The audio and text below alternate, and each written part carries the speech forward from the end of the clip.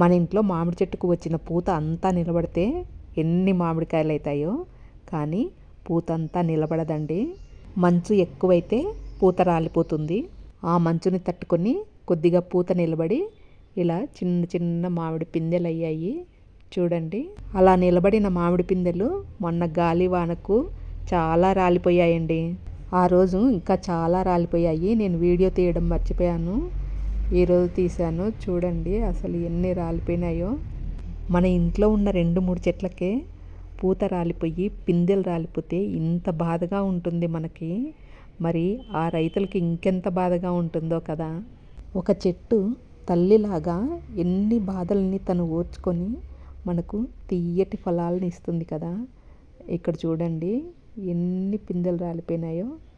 ఇంత చిన్న పిందెలు దేనికి పనికిరావు, ఇవన్నీ పడేయాల్సిందే. ఏది ఎంతవరకు ప్రాప్తమో అంతే మరి.